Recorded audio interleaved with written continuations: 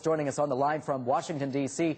to look at Fitch's move is Jacob Kirkegaard. He's research fellow at the Peterson Institute. Jacob, welcome to the program on a Sunday night there in Washington. What do you make of this move by Fitch, and what does it mean for France and those other Eurozone countries?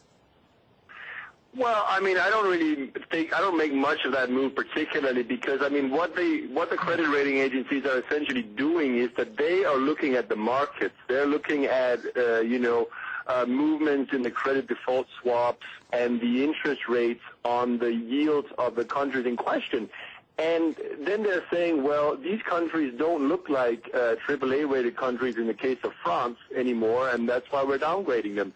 So they're not really bringing new information to the market. It's a completely lagging indicator.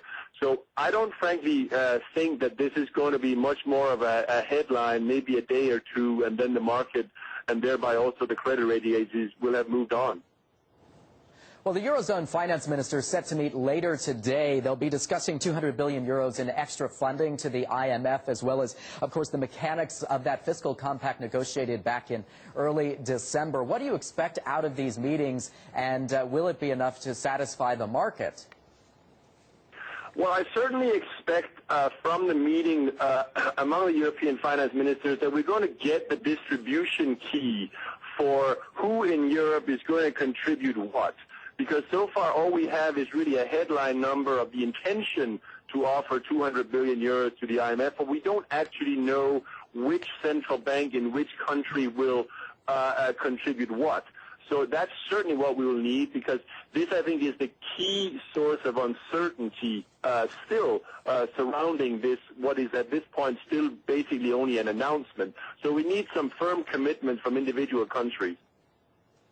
Now, we continue to have these doom and gloom scenarios. Correct me if I'm wrong, but you're a bit more optimistic on the outcome. Tell us why and how you see this playing out.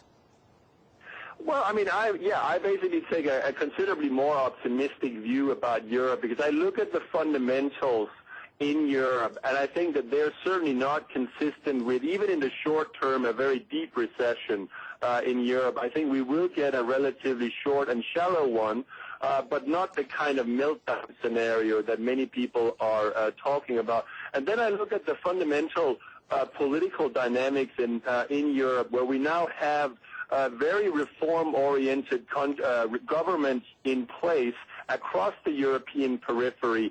And also, even in Germany, if you listen very carefully to what Angela Merkel and Wolfgang Schäuble are saying, they're not necessarily ruling out things like Eurobonds, but only in the long term. And then we have the European Central Bank. Well, I mean, at some point, of course, the European Central Bank has refused to step up and do quantitative easing like we saw in the U.S. and the U.K. But at the same time, they have taken, and most recently with the 3-year unlimited liquidity provision for banks, some other very forceful measures. And I have no doubt in my mind that at the end of the day, if it stood between the ECB buying a lot more Italian bonds or a sovereign default in Italy, and thereby, of course, putting the entire euro at risk, the ECB would blink. There's no doubt about that. But they're not going to blink preemptively because they want essentially the European politicians to do as much as they can do otherwise, and they don't want to bail them out. They don't want to let them off the hook, so to speak. Well, Jacob, it seems no one wants to blink at this point. We'll be watching this very closely. We have to leave it there. Jacob Kirkegaard, Peterson Institute research fellow, joining us on the line from Washington today.